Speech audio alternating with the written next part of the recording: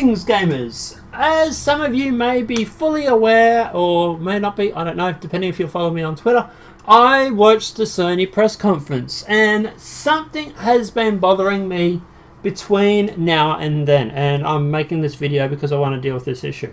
And no, it's not the PlayStation boys claiming they won E3 press conferences. I'm sorry guys, just having games, not much good if you haven't got anything to play it on. Xbox Scorpio. But anyway, guys, as both of you know, look, as everybody knows, I am completely neutral in this argument. Yes, I have an Xbox One at the moment. I am buying a PlayStation 4 sometime this year. I really don't give much shit between the two consoles. I just find it funny to work both sides up because they're so easily bought.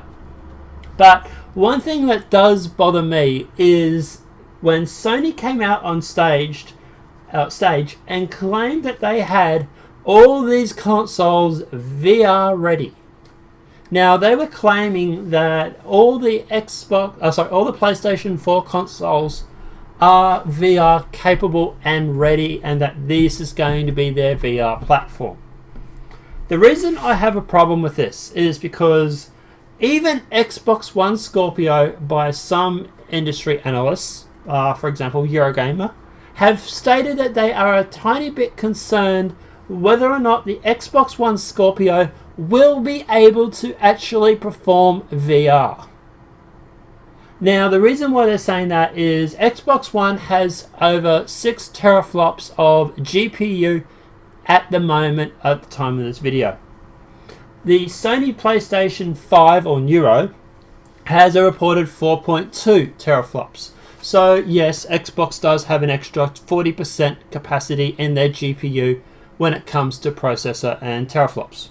Not only that, but if you also go through and compare PlayStation 4 and Xbox One, your Xbox One at the moment, or sorry, your PlayStation 4 at the moment has 1.84 teraflops, while your Xbox One has reportedly 1.3, I believe, somewhere around that mark.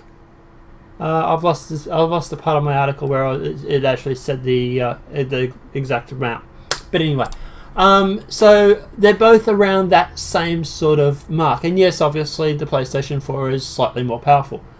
But this is where I'm having problems, because they're claiming that their PlayStation 4 consoles are going to be VR ready when it's only handling 1.84 teraflops of GPU.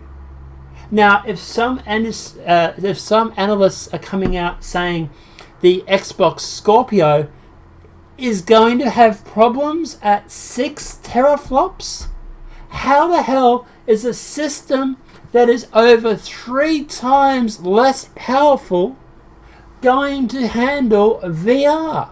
Now, I know Sony came out on stage and they claimed it's all good, everybody, blah, blah, blah. Yeah, great, terrific. But I don't see it.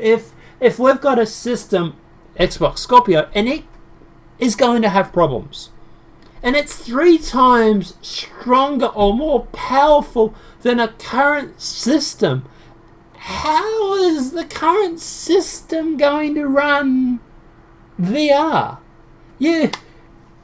You're going to go booting up a game like Fallout 4 VR that was released or announced, and a game like, whatever, any other standard high-end VR game that's coming out, and it's going to be like a flick book. Yeah, obviously VR is new, yes, and in times to come VR will become a lot more seamless and a lot more effective and a lot more, yes, all that sort of stuff. But we're not talking about that. We're talking about them launching VR as it is now.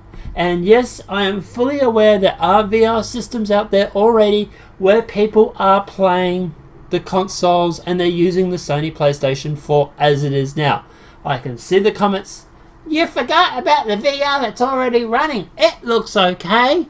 Yeah, that was my interpretation of their voice. Yeah, it is running VR at the moment, yes. And most of the VR games out there, let's face it, are pretty basic. They are shooting a balloon in a room, or cooking in a room or that. And don't get me wrong, I'm not having a shot at VR. Yes, it's amazing what they can do at the moment. Yes. But we're not talking about that. We're talking about this high-end VR like Final Fantasy, Fallout 4, this Star Trek Bridge Command, all these sort of programs.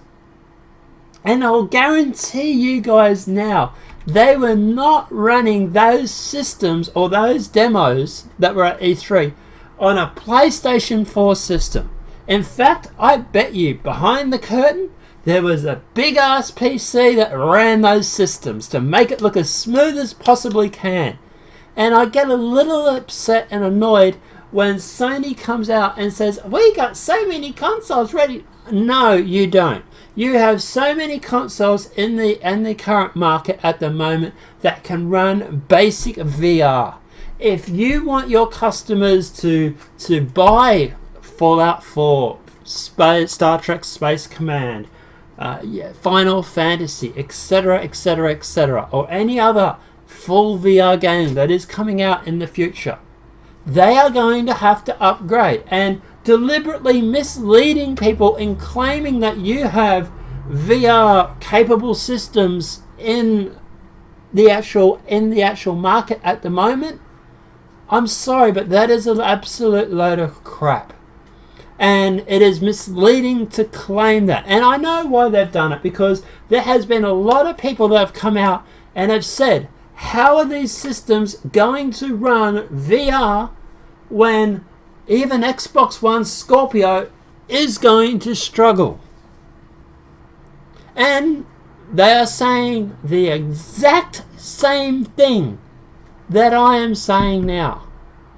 So guys, that's my question to Sony. How are you running these systems, and how are you going to get a 6 teraflop system of GPU processor to outperform or underperform a 1.8 system? How is the Xbox One Scorpio supposed to be performing less than your current PlayStation 4? And before the fanboys jump in the comments and say, it's a PlayStation, it's better than the Xbox. I'm sorry guys, it doesn't matter how good a system you've got when it comes to like your GPU clock or anything like that, or your memory bus or anything along those lines. You still, it's not gonna work. And I'm making this video just to simply say to people, I would love to hear someone claim how this is going to work. I would love to know exactly what Sony's system is, how they're expecting people to believe this load of crap. Let me know in the comment section below, guys, what are your thoughts? Do you think that Sony VR will be running efficiently with new full games on the PlayStation 4? Or do you think that everybody is going to have to upgrade to Sony Nero or Xbox One Scorpio in order to get those systems to run? Like I say, I'm talking about the games here, the full games. I'm talking like Fallout 4, Star Trek Space Command, Final Fantasy, all those sort of games. That's the ones I'm talking about. Let us know in the comment section below. Apart from that, guys, if this video has been helpful, please click like. Remember, subscribe for all your videos regarding gaming. And apart from that, guys, look, enjoy yourselves, and I'll see you playing games. Have a great night and enjoy.